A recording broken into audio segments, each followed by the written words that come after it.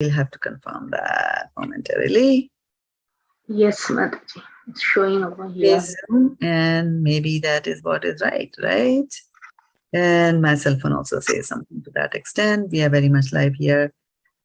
Giving my humble obeisances to those of you who are watching us here on Facebook, as well as those who have joined us here on Zoom. We're going to just go here and see where we are doing on this one. Okay. And indeed, we are here. So I'm going to switch off this one and get going after these brief prayers to the spiritual master. Om Ajnanatimirandhasya Jnananjana Shalakaya Chakshurun Militam Yena Tasmai Shri Gurave Namaha. All right, welcome once again to a class in Bhagavad-gita. We are meeting after a gap of 1 month. Oh my goodness, how could we even survive that gap?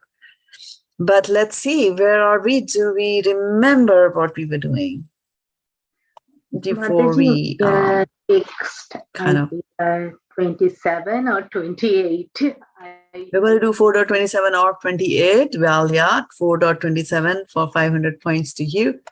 And yeah, so we were doing basically what is the topic? What was the main thing that we were talking about in this? Past few verses, we were talking about some concept. We were talking about the concept of Sacrifices, correct, right? So we were talking about people sacrificing, and we also said sacrificing their personal possessions, to sacrificing their soul into Brahman, to sacrificing their senses, either by restraining from the senses as brahmacharis do, or by controlling and using the senses in a regulative manner as the grihasthas do. Like that. So we were talking about basically sacrifice. And we also said that sacrifice happens, and when the moment we say sacrifice, we are always reminded of a yagya kund, havan kund, where we have the fire sacrifice, right? So sacrifice usually brings to our mind concept of a fire, concept of a yagya kund, or a pit. And basically that yagya kund is actually like a portal or a door through which we enter into other realms. So it's a little bit difficult to understand that if you have to offer something to Indra, how do you work around it? How do you go to Indra? Because we can't in this body go to where Indra is staying or lives. And instead, we put it into the fire, and through the fire, it goes up all the way up to Indra. So it's some certain things that science has not discovered yet, but our Shastras do tell us about it. So we talked about the different types of sacrifices, and we will continue to read more about it from the fourth chapter of Bhagavad-gita, so 25, 26. And one of the basic things that Krishna is trying to explain to Arjun, who has left his Gandiva aside, has kept his Gandiva aside and gone to the back of this chariot, and he says, I do not want to fight. So when he's saying, I don't want to fight, now Krishna has to bring him back into fighting. Why? Because Krishna had already decided that this Mahabharata Yudh has to happen and all the bad people have to be annihilated. So he needs an instrument. Nimitta matra bhava savya sachin. So he wants an instrument, and his instrument of plan, which was Arjuna, he's backing out from that endeavor. So Krishna has to explain this to him, and he said in one of the famous verses, 4.24, Bhamma Agnau Bhamma Hutir, right? And what basically he said is that when you're doing a sacrifice, everything that you use, everything that you engage, everything that is engaged in the process of sacrifice, all of that actually goes into and becomes transcendental in nature, right?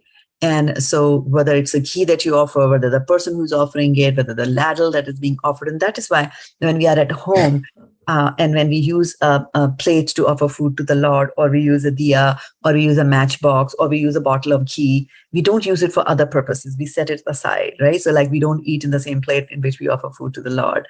We don't even use it for cooking purposes like that, right? So everything is kept aside because it's assumed a transcendental nature by way of being utilized in the service of the Lord. So the good news and the corollary that can, and the parallel that we can draw from this is that if we engage ourselves in the service of the Lord, then we also will become transcendental in nature. So that is something very nice. And it brings a lot of hope here to us, right? So talking about the sacrifices, so what we're going to do now is we're going to go deeper and look further, more sacrifices. Krishna is going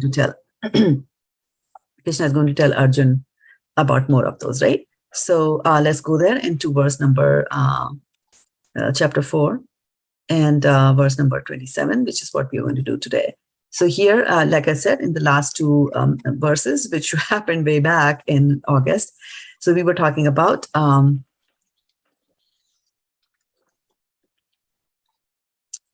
right, 24 is where he talks about Brahma Arpanam, Brahma Havir, Brahma Agno, Brahmana Hutam, Brahmaneva Tina Gantavyam, Brahma Karma Samhadina. And he says that a person who is fully absorbed in Krishna consciousness is sure to attain the spiritual kingdom because of his full contribution to spiritual activities, in which the consummation is absolute and that which is offered is of the same spiritual nature. So everything becomes spiritual in nature, like that. And then he started talking about starting from the lowest level of sacrifice that you can do. Devam eva pare yagyam yogina paryupasate brahmagno apare yagyam yagyaneva pahajuhvati. So he was saying that some yogis, so basically those who are doing sacrifices are called yogis. And some yogis perfectly worship the demigods by offering different sacrifices to them. And some offer sacrifices in the fire of the Supreme Brahman. So that they think that they're going to annihilate themselves in the fire of the Brahman or the Brahma Jyoti, right? So one of the things about sacrifice, the word sacrifice basically is to make something sacred. And the true sacrifice is when you are doing, when you are giving up something that you really like. When you give up something that you really like for the pleasure of somebody else, and you do it out of love, right? So that is called sacrifice. So here they're saying that some yogis perfectly worship the demigod by offering different sacrifices to them. So yeah, they are doing it. Maybe they love their demigods, they like them, but that is not true and pure love, right? There is a little bit of a tinge of, there is a abhilasha there. There is a hope, there is expectation that if I give oblations into the fire for Indra, I'll get rain. Right? Similarly for Varuna, I'll be prevented from floods and things like that. So it's not true love that we are doing. So to that extent, these sacrifices are not the ultimate in the sacrifice that we have, right? So, so some yogis worship the demigods by offering different sacrifices to them, and some offer sacrifices in the fire of the Supreme Brahman. And then we talked about how, the brahmacharis are going to control themselves. So, Shotra Indriyanyane Samyam Agneshu Juhvati, Shabdadin Vishyan Anya, Indriya Agneshu Juhvati. So he's saying that, some will sacrifice which are the unadulterated brahmacharis, sacrifice the hearing process. So unadulterated brahmachari means that one who has been a brahmachari right from the beginning. Yeah, so you can't say that, I'm a brahmachari and then I wander away and then I have some good fun with the opposite sex, and then I get fed up with them and I come back and say, okay, I'm a brahmachari again. Well, though they are brahmacharis for that particular point in time, but here we are talking about the unadulterated brahmacharis or nastic brahmacharis as they are called. So what they do, they sacrifice the hearing process. Shrotyadini. So Shrota is listening, Adini is the others, etc. So Shrota Adini, they will do that in the fire of mental control. So they will continue to control their senses and not indulge in the object of the senses at all. Whereas the householder, what will do, they will indulge.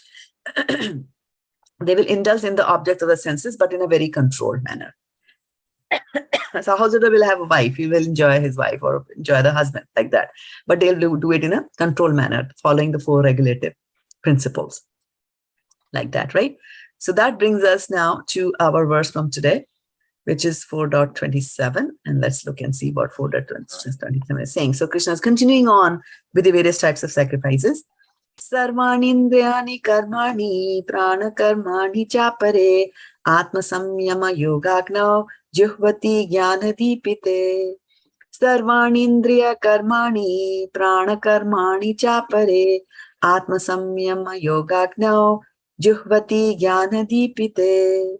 Sarvanindriya karmani prana karmani chapare atma samyama yogagno Juhvati Jnanadipite Sarvani, of all, Indriya, the senses, Karmani, functions, Prana Karmani, functions of the life breath, Cha, also, Apare, others, Atma Samyama, controlling mind, controlling the mind, Yoga, the linking process, Agnav, in the fire of, Juhvati, offer, Jnanadipite, because of the urge for self-realization. Others, translation by Srila Prabhupada ki jai. Others who are interested in achieving self-realization. So others means apart from those we talked about in the previous two verses. We talked about people who worship the demigods, and then people who try to sacrifice themselves in Brahmajyoti, or the unadulterated brahmacharis, or the grhasthas. So the 4 examples he gave, and then he says, okay, fine, others who are interested in achieving self-realization through the control of the mind and senses. So now they want to know, who am I and what's my relationship with God and things like that. So they will achieve self-realization through the control of mind and senses. So what do? They offer the functions of all the senses and of the life breath as oblations into the fire of the control mind. So they're controlling the mind, and through that controlling mind actually becomes the fire. And what happens? Whatever you put in the fire just disappears, right? So what are they putting into the fire? The functions of all the senses that they have, right? So they are controlling it completely, to the extent that they might even stop their activities completely and 100%. So let's look at the purport by Srila Prabhupada. The yoga system conceived by Patanjali is referred to herein, right? So these are yogis trying to control the mind and the senses. This is Patanjali Yoga. In the Yoga Sutra of Patanjali, the soul is called Pratyagatma and Paragatma. So the two types, the soul can be in 2 stages of consciousness, Pratyagatma and Paragatma. And what are the 2 that we have? 2 soul can be called by what? Pratyagatma and Paragatma. Pratyagatma and Paragatma, right? As long as the soul is attached to sense enjoyment, it is called Paragatma, right? Parag. Parag also means pollen, right? So parag is, like you see how a honeybee goes from one flower to another flower to another flower. It carries the pollen dust on its back, right? And what does it do when it's going to the flowers? Sense enjoyment, right? It wants the nectar from the flowers for itself. So similarly, when the soul is attached to sense enjoyment, it is called Parag Atma. But as soon as the soul becomes detached from such sense enjoyment, it is called Pratyag, right? Tyag, the sacrifice, right? Given up, renunciation. So that then, as soon as it becomes detached from such sense enjoyment, it's called Pratyag Atma. So which Atma do you want to become? Of course, Pratyag. Of course, Pratyagatma. Very good. The soul is subjected to the 10 kinds of air at work within the body. And this is perceived through the breathing system. The Patanjali system of yoga instructs one on how to control the functions of the body's air in a technical manner, so that ultimately all the functions of the air within become favorable for purifying the soul of material attachment. According to this yoga system, the Pratyag Atma is the ultimate goal. This Pratyag Atma is withdrawn from activities in matter. The senses interact with sense objects like the ear for hearing, eyes for seeing, nose for smelling, tongue for tasting, and hand for touching, and all of them are thus engaged in activities outside the self. They are called the functions of the Prana Vayu. The Apan Vayu goes downward, Vyan Vayu acts to shrink and expand, Saman Vayu adjusts the equilibrium, Udan Vayu goes upward, and when one is enlightened, one engages all these in searching for self-realization. So basically, in this particular verse, we are talking about how the yogis are going to control using the mind. They're going to control the mind, and they're also going to control the life breath, the breath that they have, the breath that they breathe, right? So one of the things that we should consider, we have to keep in mind, is that there's the soul and there's the gross body, right? The gross body which you see outside. So there's a soul and there's a gross body. And what connects the soul to the gross body? right? What connects the soul to the gross body is our mind. Right. The mind makes the connection, right? Soul will decide something, then mind will do the, thought process, like let's do this, let's do that. So mind will do that. But then, depending on what the thoughts are in the mind and what desires the soul has expressed and things like that, the gross body starts to act, right? Can you give me an example of when your gross body acted according to your thoughts? Anyone who wants to be bold and share how your gross body acted based on what the mind thought?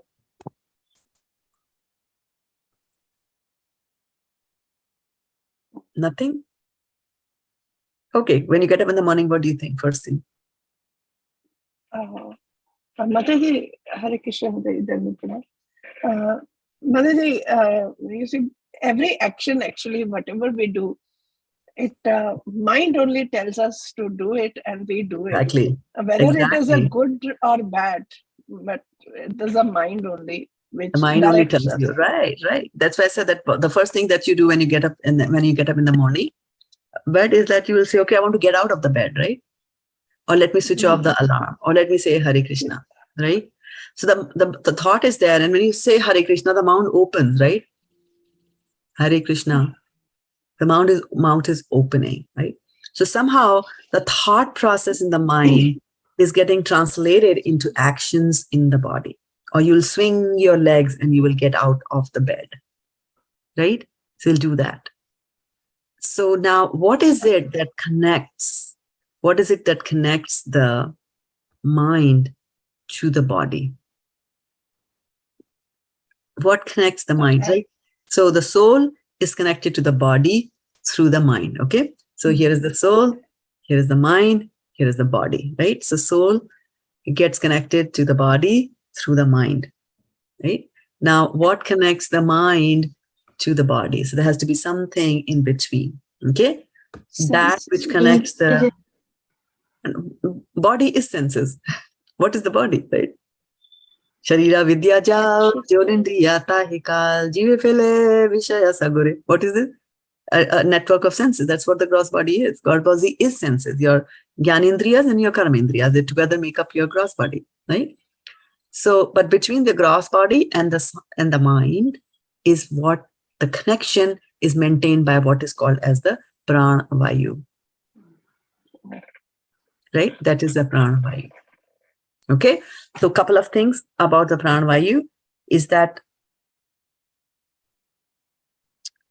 we have heard the word prana.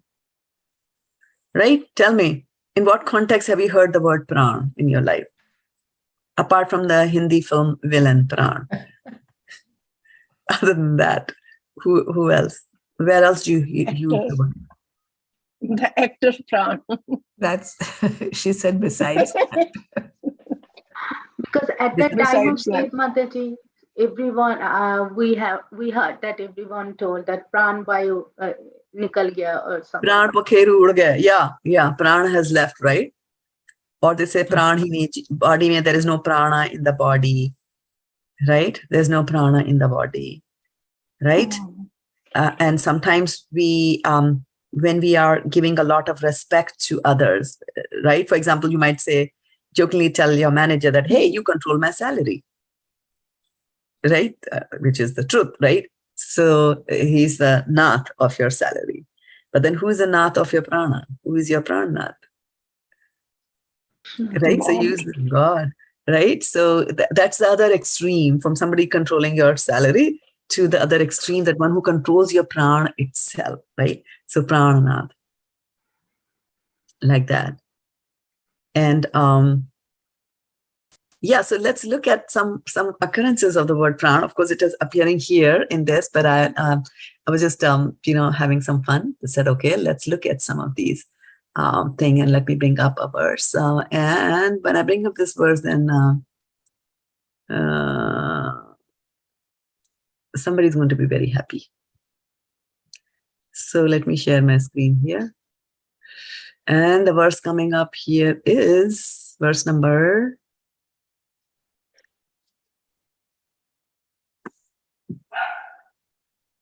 Matchitta matgata prana bodhayantaha parasparam sathayantascha mam nityam tushyanti cha ramanti cha. So, matchitta, their minds fully engaged in me. Matgata prana, the lives devoted into me. Right? So, they're a complete life. Gata prana. What is life? Prana is your life. Right? So, when the body leaves, when the soul leaves, utkramantam sitham vapi bhunjanam va guranvitam. Muda nanu paschyanti jnana chakshusha. So, what is death and what is birth? The foolish vimuda, they do not understand. But one whose eyes have been opened, jnana chakshusha, whose eyes have been opened to real knowledge, they know what is happening, what is birth and what is death. So, utkramantam stitham. Utkramantam means to step out. And stitham means to stay there. So, when the soul enters into a body, that is birth. And when a soul leaves the body, that is called death. But when a soul leaves the body, all that the soul does, it leaves the gross body, right? It leaves the gross body, but with it, it takes two things, right? It takes the subtle body, which is mind, intelligence, and the false ego. So it's going to take that with it. And also it's going to take the prana vayu. So these prana vayus will also go away with you. Right? The soul will carry all that. And that is why when we go to the next birth and the next body, we kind of tend to do the same things. Why? Because the algorithms in the mind are still there. They're right, which tells you how to guide and how to do. And no matter in whichever kind of body that you are, you will still continue to do the same thing there. Okay? So, so that is what is, that's prana. Now, we've also heard that there is pranayam. Right? So there is pranayam. So pranayam is like, you do yoga. So yoga, you'll go to, Surya Pranam, a cow position, scorpion position, bhujangasana, which is very good for those with diabetes and things like that. Right? So those are positions that you make. And the idea is that you still the body. Right? Because if the body is not still, the mind in that body is also not going to be still. That's why you will notice that when we were young, I don't know whether parents do that any longer. When we were young and if we were sitting on a chair and if we were swinging our legs, our parents and teachers both used to scold us and tell us not to swing our legs. Why? Because as a child, you are a student, you're supposed to concentrate and focus on the studies. That's what brahmacharis do, right? They're supposed to focus on the studies. And so if you're swinging, right, your legs, then the mind will also go here and there like that. Right? So that is one. So that is one thing. And the second thing is that what connects the mind to the body is this air, right? The prana vayu. That's the connection the mind has with this. Okay. So as long as sometimes when you sit down and you say like, okay, I need to do this, there's a big amount of work that you're going to do, like, 20 pounds of tomatoes you have to chop in the kitchen. So you'll say, all right, let's take a deep breath. Why are you saying take a deep breath? Right? Because breath is required. Breath is required for for your thoughts in your mind, chopping 24 pounds of whatever in using your body. So that connection is required. So now you're saying, okay, let me get enough breath in my body. And so similarly, if you want to disconnect your mind from your body, what should you do?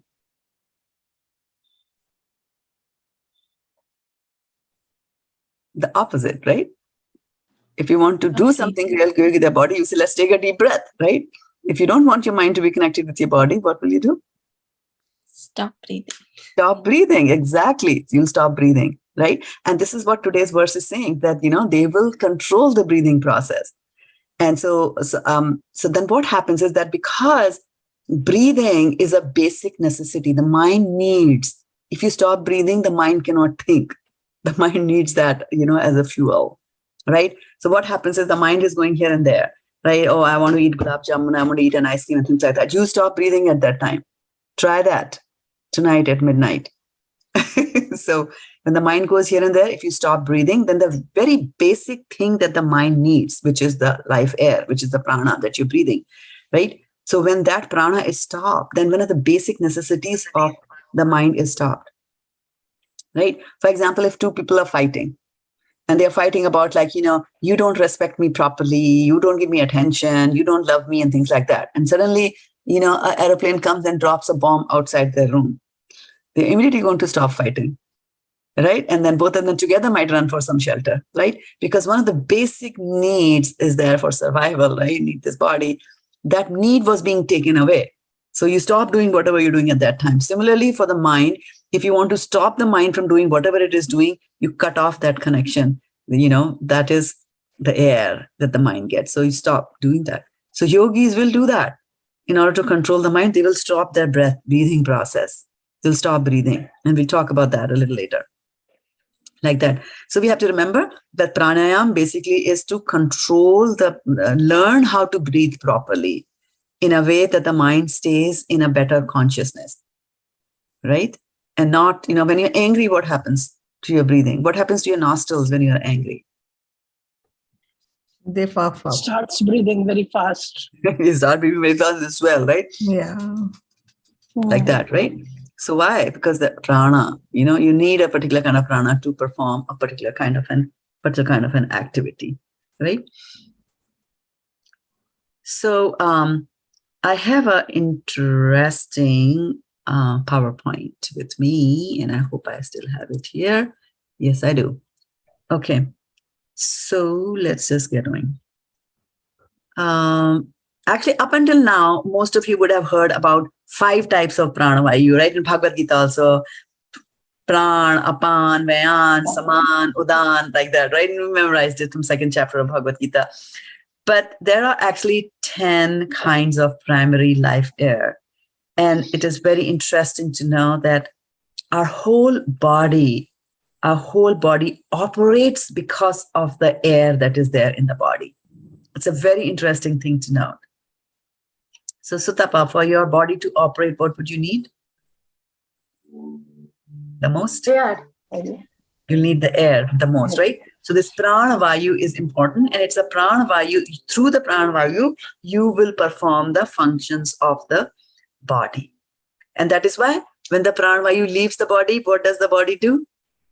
What can the body do when the pranavayu leaves the body? Nothing, right? Nothing, absolutely nothing. It was so funny that I learned it the hard way. When my mom had passed away, we were all giving her a bath. And my job was to, wash her hands. And so I put some soap on the hand and I just let go like that. Just like, when you are putting soap on a child's hand, you put soap and then you let go. Nothing happens to the hand, right? But when I put the soap on the hand and let go, the hand fell on the floor. And that's when I realized like, oh, she's really dead. Like that. The body will not be able to do anything if the pranavayu is not there. Right? So let me bring up this presentation here and see.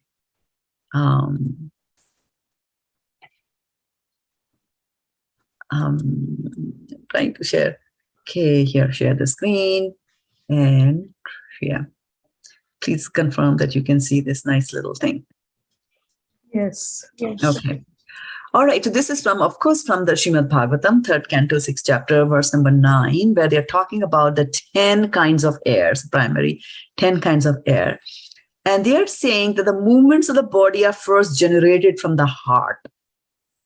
Can you believe that? They first generated from the heart. Why? Because in the heart is your mind and the soul has to will first, right? And so, and then all the activities of the body are made possible by the senses, of course, which is our gross body, and power. Your body is powered. So for the fuel for the body is the pranavayu. So it's powered by the 10 kinds of air within the body. Okay. So the first one is prana. Most of us just understand and know about prana, right? When there's a prana pakeru urga means, oh, he stopped breathing and because of that he's dead. But it's not that. There are other airs also that leave the body, right? So the main air, and actually again when my mom passed away, we saw that she was dead, and then for a few moments after her death, then she again felt like it seemed as if she was breathing, and I was very hopeful that, oh, fine, she's not dead.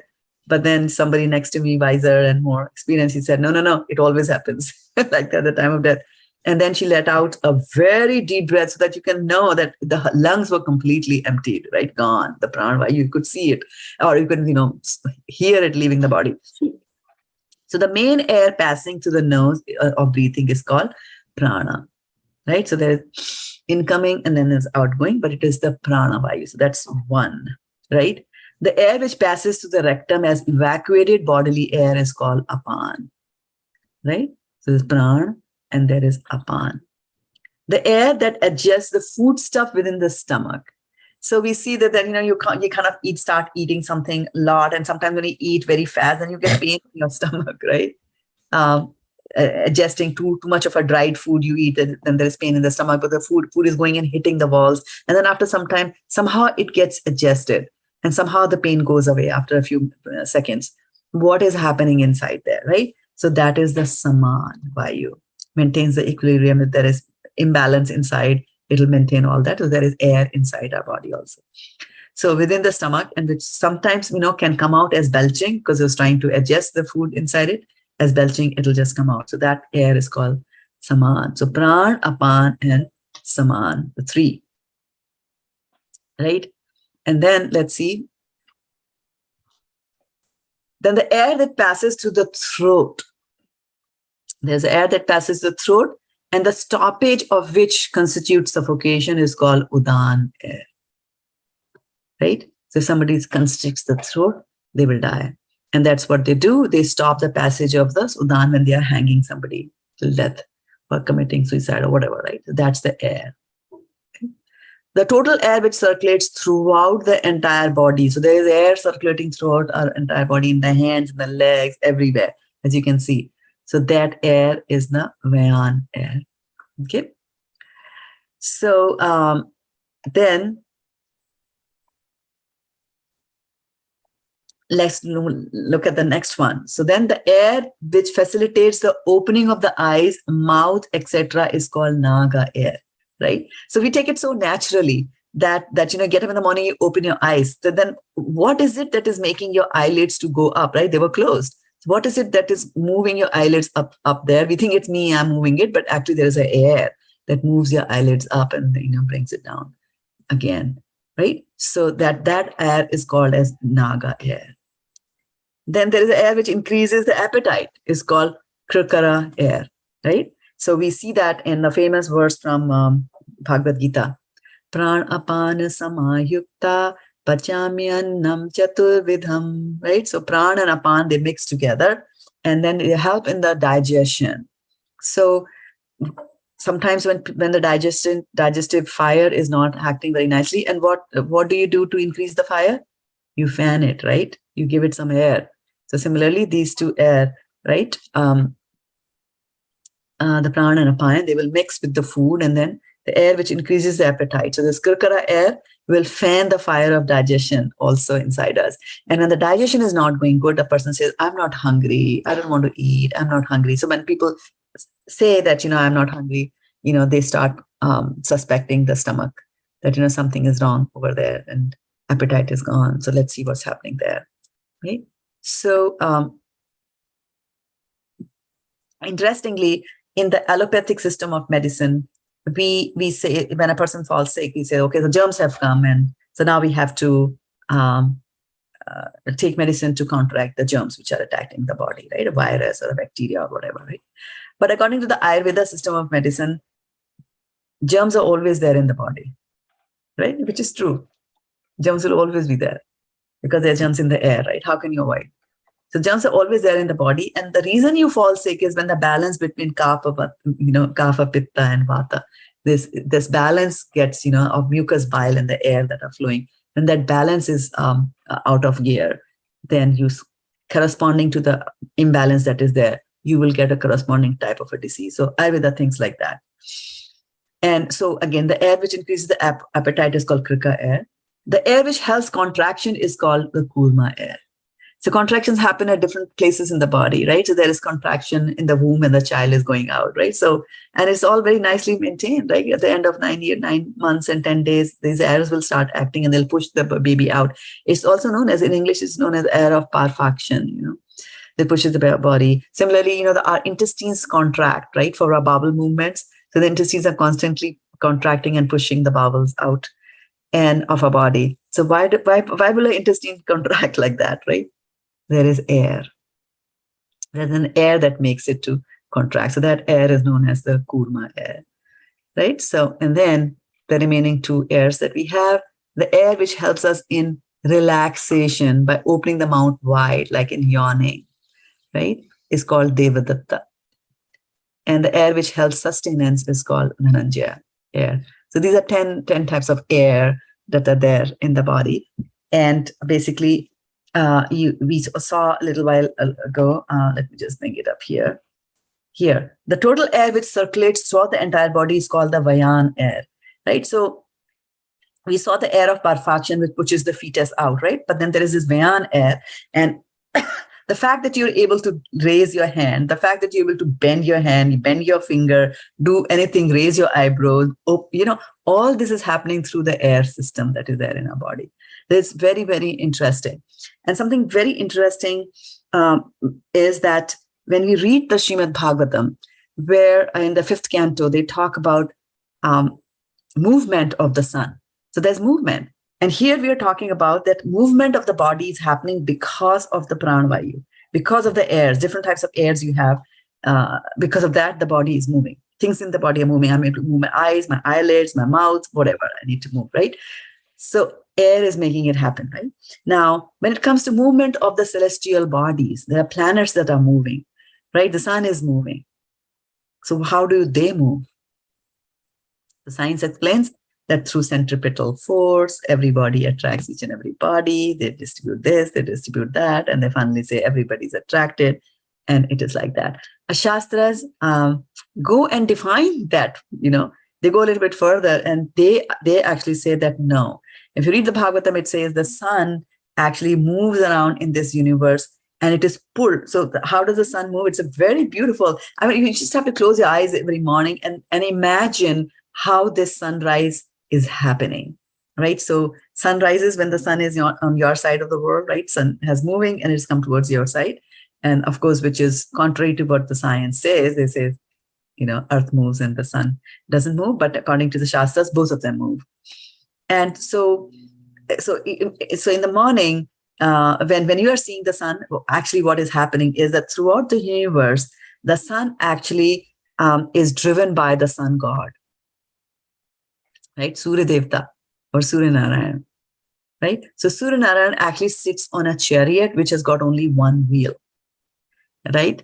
And so it's a one-wheel chariot. He's sitting on that chariot. And of course, it's a chariot, so there'll be 5 horses. There are some 7 or 8 horses there. And each one of them got very nice names like Gayatri, Pankti. These are Vedic meters are there. So these horses are called like that. So he's sitting in this horse.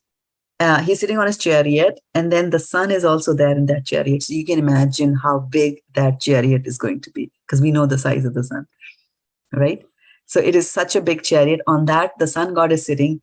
And the chariot is balanced on a single wheel. It's not a chariot like ours, right? 2 chariots and 2 wheels. Or 4. And so there is this horses that are dragging it. And of course, it's a chariot that has got to be a chariot driver, right? So this chariot driver is Arun Devta. So sometimes we confuse and we say, oh, Arun Devta is sun god. No, Arun Devta is not sun god. Sun god is Surya Devta, right? He is the sun god. And Arun is just his servant who is pulling his chariot.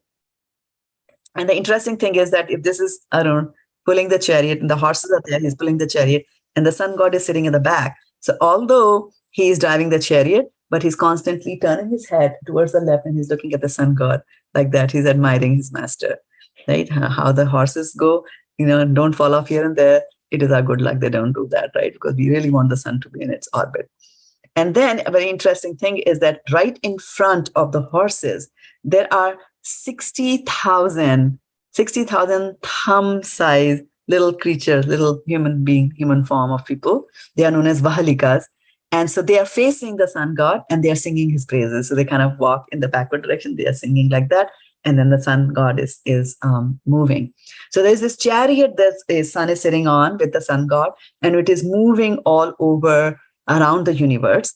And what is it that is making the chariot move? What is it that makes the chariot move? The Bhagavatam tells us that it is ropes of wind. Rope of wind is, again, wind is what?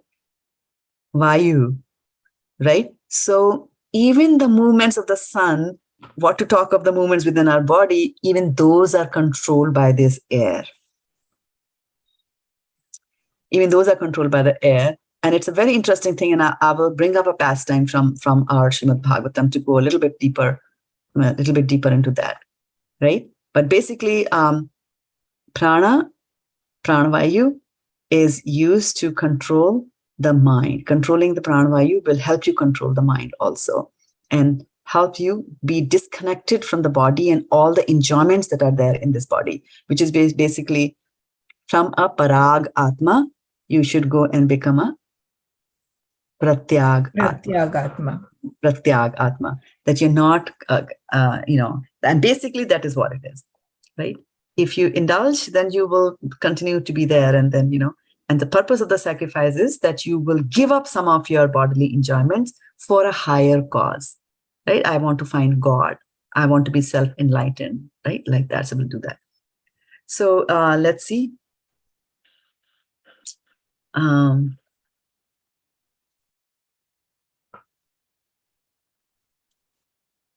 What we can do here. I'd like to bring up a nice verse from Srimad Bhagavatam. Yeah. So Srimad Bhagavatam, when I say Dhruv Maharaj, what do you think?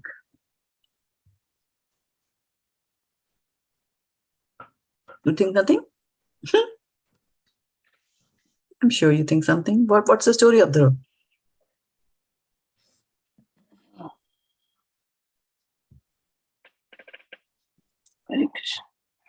Dhruv Maharaj, nobody knows the story? Oh, yeah, sure. Yes, Dhruv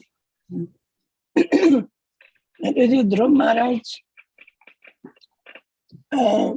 he wanted to sit in the lap of his father, and his stepmother said, no, you have to take birth from my womb, then only you can sit. That means he has to die first and then can sit. Then he in the lap of his father. Then he goes to his mother, and mother tells him, I cannot do anything. But yes, it is said that if you pray to the Lord, and then you can get a better kingdom than your father and your grandfather. That is what he was aspiring for. And then he goes, and Narad Muni meets him, and he tells him that you are too young, but still, he says he was determined to do that, to meditate, and then he gives the mantra. What is the mantra that he gives? Om Namo Bhagavate Vasudevaya. He meditates.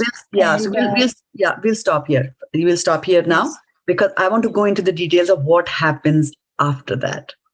So thank you so much for summarizing that part, right? Summarizing so nicely, bringing out the subtle points that we have been talking about several times in these classes. So, so let me share my screen again. So this is Srimad Bhagavatam from the 4th canto, chapter number 8.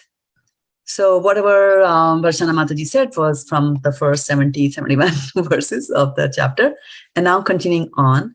So then he gets the mantra, and then he starts moving towards Vrindavan. And so in Vrindavan area, there are 12 forests or vanas, right? So he goes to the one which is called as Madhuvan, right? So elsewhere, Dhruv Maharaj, having arrived at Madhuvan, took his bath in the river Yamuna and observed fasting in the night with great care and attention. After that, as advised by the great sage Narada, he engaged himself in worshipping the Supreme Personality of Godhead. For the first month, Dhruv ate only fruits and berries on every 3rd day, only to keep his body and soul together, right? Now we have got cherry picking, right? So we also eat fruits and berries, but when we go for cherry picking, it is for our sense enjoyment, right? Where will you get fresh cherries straight from the plant, right? Juicy, luscious. So we are doing that. But here, what he's doing is that he is doing the sacrifice. He's sacrificing the sense enjoyment of eating the food and eating just enough to keep his body and the soul together. So it's a control, right? Control way he's eating. And then this way he progressed in his worship of the Supreme Personality of Godhead. So first month, he's doing it only every third day. So, well, looks at it, not too bad. I mean, he's eating fruits and berries, nice and soft, right? The second month, Dhruv Maharaj ate only every 6 days. So duration of hunger increased. And for his eatables, he took dry grass and leaves. Thus, he continued his worship. Now, imagine that if you were accustomed to eating strawberries, and then, from the next month onwards, we ask you like, hey, you can only eat the dry leaves. So dry grass and dry leaves, and not an easy thing to eat. He's a small boy. It's a soft tongue. Even for big people, it's difficult, right? To chew. Right? Like when you see he's a small boy, he's 5 years old only, very, very small. Right? Like when you have a lamb or maybe a calf at your home, right? So we give them very soft leaves, fresh leaves, soft leaves to eat because the tongue is very soft. But Dhruva is eating not only every 6 days, but what he's eating is only dry grass and leaves. But he's continuing his worship. Om Namo Bhagavate Vasudevaya. In the third month, he drank water only every 9 days.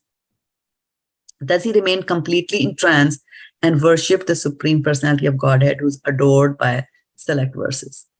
In the fourth month, Dhruv Maharaj became a complete master of the breathing exercise. So now the breathing is coming, which is our topic for today, right? So now this breathing exercise is coming. So Chaturtham api vemasam dvadashe hani vayu bhaksho jita swasho dhyayan devam adharayat.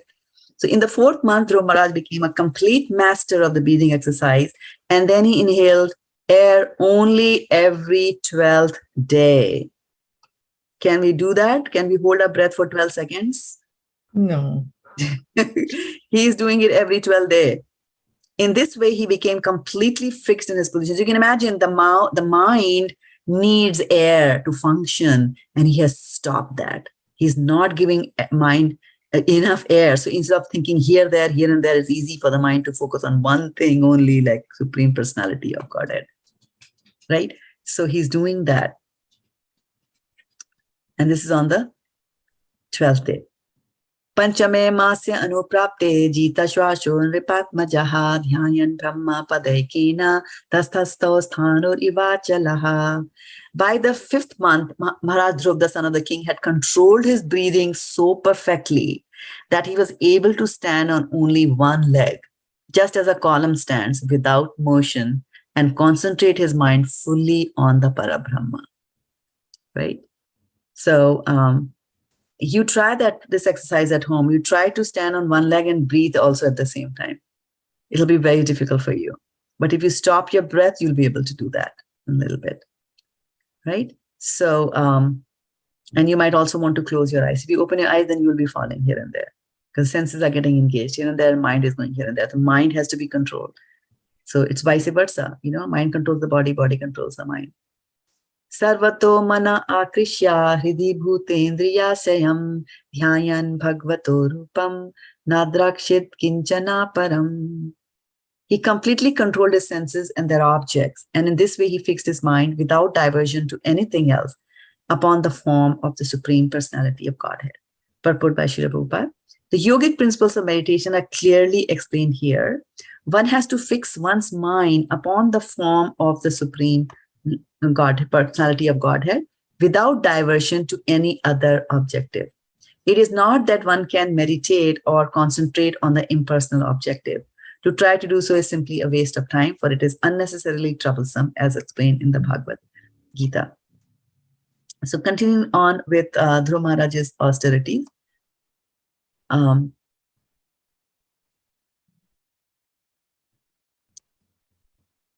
Okay. Adharam mahad adinam pradhana purusheshwaram brahmadharya manasya trayo lokas chakampire. When Dhruv Maharaj had captured the Supreme Personality of Godhead, who is the refuge of the total material creation and who is the master of all living entities, the three worlds began to tremble. So Dhruv Maharaj has captured, by such austerities, he has captured the personality of Godhead. So in this particular verse, the word Brahma is very significant, right? Brahma Dharya Manasya. So in this word, the particular word Brahma is very significant. Brahman refers to one who is not only the greatest, but has the potency to expand to an unlimited extent. How was it possible for Dhruv Maharaj to capture Brahman within his heart? Because if Brahman is something that expands to an unlimited extent, how can you capture that Brahman within your heart? This question has been very nicely answered by Dev Goswami. He says that the Supreme Personality of Godhead is the origin of Brahman. For since he comprises everything material and spiritual, he cannot be, and there cannot be anything greater than he. In the Bhagavad-gita also, the Supreme Personality of Godhead says, I am the resting place of Brahman. Brahmano hi pratistaham, says that in 14th chapter of Bhagavad-gita. Many persons, especially the Mayavadi philosophers, consider Brahman the biggest, which is the effulgence, the biggest, all-expanding substance. But according to this verse and other Vedic literatures, such as Bhagavad-gita, the resting place of Brahman is the Supreme Personality of Godhead, just as the resting place of the sunshine is the sun glow. Srila Jiva Goswami therefore says that since the transcendental form of the Lord is the seed of all greatness, he is the Supreme Brahman. Since the Supreme Brahman was situated in the heart of Dhruv Maharaj, he became heavier than the heaviest. It's a very interesting thing that, there is Supreme Brahman in his heart, and he has so tightly connected with the Supreme Brahman in his heart that now he's getting, because of that intimate and very strong and very perfect connection that he has with the Supreme Lord, he's acquiring the qualities of the Supreme Lord. And one of the qualities of the Supreme Lord is that he's heavier than the heaviest. So this little boy of 5 years old who's hardly eaten anything for the last 6 months, right? He has become so heavy that all the three worlds and the spiritual world are trembling because of that. Right? The Mahat Tattva, or the sum total of the material creation, is to be understood to be the ultimate end of all universes, including all the living entities therein. Brahman is the resort of the Mahat Tattva. So Brahman lies on Krishna, and on Brahman lies Mahat Tattva, which is all the material creation plus the souls. They are, they are resting on that. It is described in this connection that the Supreme Brahman, or the personality of Godhead, is the master of both the Pradhan and the Purusha.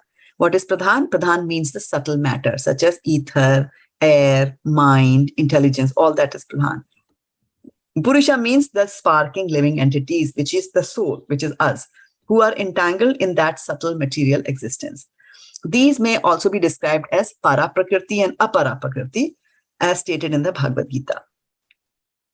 Krishna being the controller of both the Prakritis, whether it is spiritual or whether it is material, both the natures, Krishna controls both of them. So he is said to be the master of Pradhan and also the master of the Purusha, which is the soul, right? Because we are what? We are servants of the Lord. So he controls us. In the Vedic hymns also, the Supreme Brahman is described as Antaha Pravishta Shasta. This indicates the Supreme Personality of Godhead is controlling everything. Shasta means to control, and entering into everything. Anta Pravishta. The Brahma Samhita 5.35, Andantarastha Parmanu Chayantarastam, further confirms this. He has entered not only the universes, but even the atoms. In the Bhagavad-gita of 10.42, Krishna says, Vishtabhyam idam kritsnam. The Supreme Personality of Godhead controls everything by entering into everything. By associating constantly with the Supreme Personality in his heart, Dhruv Maharaj naturally became equal to the greatest Brahman by his association, and thus became the heaviest, and the entire universe trembled. In conclusion, a person who always concentrates on the transcendental form of Krishna within his heart can very easily strike the whole world with wonder at his activities. This is the perfection of yoga performance as confirmed in Bhagavad-gita 6.47. Yoginam api sarvesham matgatena antaratmana saddhavan bhajate mam same yukta tamamata. And of all the yogis, the bhakti yogi who thinks of Krishna always within his heart and engages in a loving service, transcendental service, is the topmost. Ordinary yogis can exhibit wonderful material activities known as Ashtasiddhi, 8 kinds of yogic perfection. But a pure devotee of Lord can surpass these perfections by performing activities which can make the whole universe tremble. And how he did that? He controlled his pranvayu. As Dhruv Maharaj, the king's son, kept himself steadily standing on one leg, the pressure of his big toe pushed down half the earth, just as an elephant being carried on a boat rocks the boat left and right with his every step. The most significant expression in this verse, Parthivar Bhaka, son of the king. When Dhruv Maharaj was at home, although he was a king's son, he was prevented, as Varshana Mataji told us, from getting on the lap of his father. But when he became advanced in self-realization or devotional service, by the pressure of his toe, he could push down the whole earth. This is the difference between ordinary consciousness and Krishna consciousness. In ordinary consciousness, a king's son may be refused something even by his father. But when the same person becomes fully Krishna conscious within his heart, he can push down the earth with the pressure of his tiny toe. One cannot argue how is it that Dhruv Maharaj, who was prevented from getting up from the lap of his father, could press down the whole earth. This argument is not very much appreciated by the learned, for it is an example of Nagna Matrika logic. By this logic, one would think that because his mother in her childhood was naked, she should remain naked even when she is grown up. The stepmother of Dhruv Maharaj might have been thinking in a similar way. Since she had refused to allow him to get up on the lap of his father, how could Dhruv Maharaj perform such wonderful activities as pressing down the whole earth? She must have been very surprised when she learned that Dhruv Maharaj, by concentrating constantly on the Supreme Personality of Godhead within his heart, could press down the entire earth like an elephant who presses down on the boat when it is loaded. What do you say? Power of control of breath.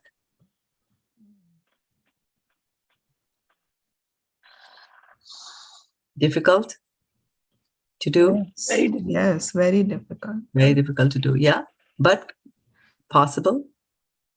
Yeah. Maybe. Well, Dhruv Maharaj said that it is possible, right? Dhruv Maharaj said that it is possible to do that, right? Yeah. So Pran is where you should be concentrating all the time. And let's see, what do we have here? I've got a nice thing on Pran, and we can all go through this very nice and beautiful song by Srila Narottam Das Thakur, which talks about who your Pran should be and where your Pran should be focused on. Okay, so this is from Narottam Das Thakur's poetry, which he has written many, many books on it. So this is a book known as Prarthana, and this is in Bengali language. So it says, Radha Krishna Prana Mora Yugal Kishore Jivane Marane Gati Aro Nahi Mo. Come on. Radha Krishna Prana Mora Yugal Kishore Jivane Marane Gati Aro Nahi Mo. Kalindira Kule Keli Kadambe Ravana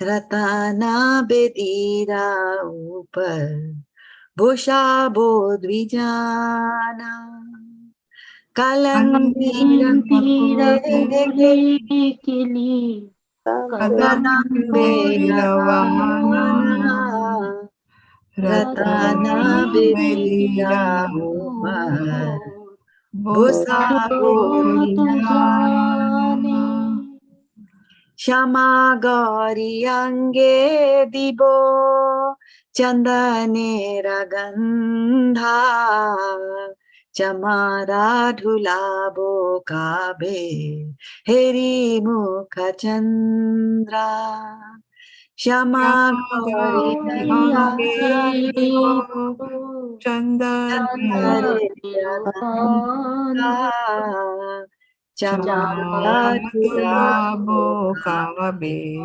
Heri Mukha Chandra Gatiya Malatir Mala Tibodo Hargale Adhare Tuliya Dipo Karpura Tambule Gatiya Malatir Mala Tibodo Hargale Adhare Tuliya Dipo Karpura Lalita Vishakhadi Jata Sakhi Vrinda Agyana Koribo Seba Charanaravinda Lalita Vishakhadi Jata Sakhi Vrinda Agya Koribo Seva Aravinda Shri Krishna Chaitanya Prabhu Dasera Dasa Seva Abhilasha Kore Narottam Dasa Shri Krishna Chaitanya Prabhu Daseranudasa Seva Abhilasha Kore Narota Madasa Radha Krishna Prana Yugal Krishna Divane Marane Kati Arona Himo. Let's look at what this means, right? Let's read one by one. Who wants to go in first? We have 5 of us. We can do it. I can do that. All right, go for it. The divine couple, Shri Radha and Krishna, is my life and soul. In life or death, I have no other refuge but them. Okay, next. Krishna. In a forest of small. Go ahead, Varshana Mataji. In a forest of small kadam trees on the bank of the Yamuna, I will seat the divine couple on a throne made of brilliant jewels. Hare Krishna. I will anoint their dark and fair forms with sandalwood paste scented with guar, and I will fan them with a chamar whisk. Oh, when will I behold their moonlight faces? After stringing together garlands of malati flowers, I will place them around their necks, and I will offer tambula scented with camphor to their lotus mouths.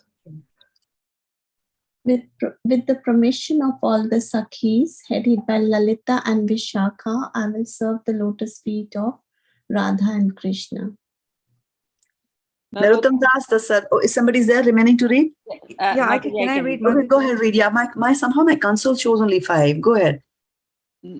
Narottama Das, the servant Sri Krishna Chaitanya Prabhu, longs for this service to the divine couple. All right. What do you think? That's beautiful. Beautiful. Very beautiful. Narottam Das Thakur's songs, they are my favorite. He's my favorite. Yeah. Can you send it in our group? Sorry? Can you send it in our group? Yes, I will send this link in the group. Thank you. And this is something that you can sing, and it can be sung in so many beautiful. I just picked up one tune that seemed easy for me to do. Yeah, Radha Krishna Prana. I just thought I'll bring it up because we were talking about Prana. Right? Yeah. So, yeah. So I will stop here with this melodious song and open up for questions or comments or anything that came to your mind. I just wanted to say, Mataji, there are 10 of us here. Thank you. And yeah, I can't see, I can only see 5. So let me go to my other screen and see. Yeah, there are 10 participants, starting with Aruni Mataji, A for Aruni Namas, yes, Komal Radhe Satapa, Simi Mataji, Suchi, Varsha, Archana is also there. And Sadhana Mataji is also there. Yeah, I started with 3 the class and I kind of just stayed focused on my screen. So didn't see you all. So thank you so much for coming. It's so nice to get started again after the hiatus of 4 long weeks.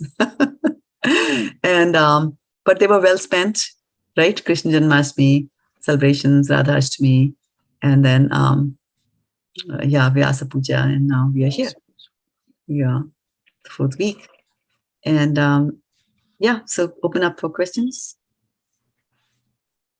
Hare Krishna Mataji, Dandavat Pranam, Jai Srila Prabhupada. Okay.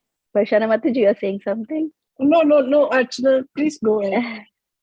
Yeah, thank you so much, Mataji. Hare Krishna, Mataji. Then with Pranam, all glories to Srila Prabhupada. Actually, Mataji, it was not 1 month. 2 weeks only we did not have class, right? Last Seems But class it was on seems like September 5 2. weeks.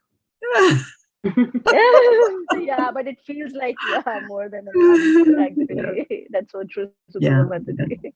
The last class which I gave on Bhagavad-gita, yeah, I did take some classes on Bhagavad-gita. Like Sundays I was available, so I could take. Fridays I was not available. Yeah. One Friday was Janmashtami itself, so we couldn't come, right? And then one was we were busy with shopping and all that kind of stuff. And so yeah, 20th August I think was the last time. And it seems like, yeah, it's 2 weeks only. Yeah, 2 classes only we missed, but it seems like that, yeah. And that is what happens when we feel that kind of a separation. And then from that separation, you suffocate. And then the interesting thing about separation and sacrifice both going together is that the gopis were separated from Krishna when Krishna goes and becomes the Dwarkadhish, right? He goes away and he goes to Mathura, and then from there he goes to Dwarka. He's not back in Vrindavan. But then the gopis, on the pretext of what was that, Kumbh Mela, they meet Sam. But by that time, because of suffering from separation from Krishna, they have lost all their bodily luster. Right? They have become dark in complexion and things like that. And they're not glowing like that. And so the interesting thing our acharyas tell us is that when Radha was so much separated from Krishna, and sometimes it happens that like women and sometimes men also do that, the husband passes away and they feel such intense separation that they say, I want to die, because they can't bear that separation. And so Radharani was almost like that, although there's no concept of dying for Radharani, because it's not that she's a soul, she's completely spiritual. But, in her colloquial conversations with Krishna and with her Sakhis, so the reason, she was good enough and in a very bad situation, physically, health-wise, and then of course mentally feeling so much of separation for Krishna that it would have been better to just leave the body and let's get out of this situation completely. But she didn't do that. And the reason she didn't do that is because she had that hope that when Krishna comes, then who's going to serve him? Who's going to serve him? So when you reach love at that level, the kind of love that Radharani has, then service becomes, comes very naturally, that you will serve very, very naturally. It comes as a part. And then, but our service level is not like the service that Radharani does. And so Namasaya Mataji's asked a question that what's the difference between Sakhis and a Gopi? Well, there are, Sakhis and Gopis, the names you can use synonymously. But in that realm of Golok Vrindavan, there is a layer there. So there is Radharani who's serving Krishna. And then there are gopis with her who are her sakhis, who are her friends, right? And of them, 8 are very prominent. And that's why you see Ashta Sakhi, or 8 sakhis are there. There's a temple in Mayapur. You can see there's sakhis there. Does anybody remember the names of the Ashta Sakhis? I only know Vishaka and Lalita. And where did you recently hear the name Vishaka and Lalita? In the song. In the song, Yes. And what they're saying, we're going to take permission from Vishaka and Lalita. Now, one of them is always on the side of Krishna, other one is on the side of Radha, but they're both serving. So who's on the side of Krishna? Lalita or Vishaka? No, I don't know. Yeah, Lalita is on the side of Krishna, and then Vishaka is on the side of Radha. And then somebody said Chitra, right? Chitralekha, yeah. Chitra. Tunga Vidra, Chitralekha, Champak Lata. So on the side of Krishna, like if you're facing the altar, then closest to you would be Tunga Vidya, then Chitralekha, then Champak Lata, and then Lalita. And that is Krishna. And on his side is Radha. And then if you start moving from the Radha side towards you, then right next to Radha will be Vishaka. Vishaka, yeah. And then Indulekha. And then there are Rangadevi and Sudevi. The 2 Devis are there, right? So that way you have the 8 Sakhis who are doing that. So they are friends of Radharani. And then there is another layer below in the hierarchy, and those are known as the servants. So they are known as the Manjiris, right? So Tulsi Manjiri. So they are servants of that's their layer in the hierarchy. So they will do, for example, if Radha will give the pan, right? The beetle thing to Krishna. But somebody has to make that beetle, right? So that making will be done by the manjaris. So manjaris are kind of like at that level. So gopis and manjaris. Like that. Any other thoughts? Hare Krishna, Mataji, the presentation which you gave today, is it possible to get from you? Because understanding that, and especially I will post it. I'll post it on the. I'll post the shots on our WhatsApp group. Okay, Mataji, the It's one which it's is from Bhagavatam. on the stomach, the one which is in the round shape. What is the name of that? The round shape in the stomach? Yeah, It means was the given. air, which air? Air. Which The Vayu whole is body. there? You know, No, in I'm the just, slideshow. let me bring up this position. I'm just seeing why she's saying round. Let me bring that Like up. a swirl, like a swirl. Oh, it's the whole This Yeah. one? done. Yes. This one, yes. Wow. Yes, Mataji. This one, she's Saman. Saman. Okay. Saman. Yeah, the saman. So this is the air inside. And what the saman air does, it maintains the balance of the food inside your stomach, right? Oh, Saman vayu. okay. Yeah, I will take screenshots now. Yes, this is very interesting, Mataji. But Yeah. when you see that time, when I'm like you say, if you send it, then if I read it, I don't know whether I'll be able to understand it. Yeah, you can listen. 3, That's why we 6, record 9. these calls. Yeah, listen to that portion of Yeah. the video. Yeah, and then keep this in front of you. The video has it already, right? Because we are recording it, so it's there on YouTube. Yes. It's there on Facebook. Yeah, but we can give it to you for easy to. Yeah. Thank you. Mataji, thank you so much for elaborating more on Surya Dev and Arun, because I was not aware of the thing. I actually had my cousin brother whose name is Arun, actually was Arun. He has left his body. So I used to always wonder, like Arun, like when we were small, we used to have that Hindi grammar, right? Vyakaran. So we used to hear about Surya's Suraj Paryavachi, so the Bhaskar, Dinkar, Arun and all. So I used to wonder it's the same thing, but now after the Shastras have elaborated so much on this Surya Dev only. I was not knowing this. So thank you so much for telling us about that. So yeah. Yeah, this is interesting that you say that, and we read it in Bhagavatam, and that's why we see that sometimes when we come from India, we kind of hear things here and there, and we think that we know it, and they'll say, "Oh, Arun means sun," and oh yeah, Surya Narayan also means sun, but no, there are subtle differences like that, and that's why Bhagavatam is an amazing piece of literature, and there's a difference, and most of the people don't even know the difference between the two, and they say Bhagavatam is Bhagavad-gita, but they are very different. And you can see somebody had made this observation. It was a very nice and sweet observation. And that was that you use, the way you use something, whether you're using it out of love or whether you're using it out of anger, you see the same thing can be utilized in two different ways. And so when Krishna is in Govardhan, right? So his pastimes are all pastimes of love, right? But then when he goes out of Govardhan and Vrindavan and he goes to Mathura, right? So there, first thing what he start the fight with Kamsa, right? Killing this one, killing that one, all that is happening, right? There's a sweet old boy who used to play with his flute in the jungles and the forest of Vrindavan. Now he's out there, right? And then there's a war going on, and then he's telling Bhagavad-gita to Arjuna, right? So the Bhagavatam was also spoken by Krishna to Brahma, right? And then Bhagavad-gita was also spoken by Krishna to but to Arjuna, two very different circumstances. So in Vrindavan, in Mahabharata or in the Bhagavad-gita, there's a war going on there. And so he's using his finger, he uses his finger in the war, but what is he using his finger in the war or prior to the war? For the Sudarshan Chakra, right? So same finger he's using for the Sudarshan Chakra to kill people. Right?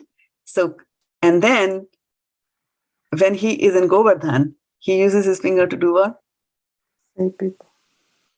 Mhm. To lift the To lift the hill. Govardhan To Hill. lift To lift the the hill. Govardhan Hill.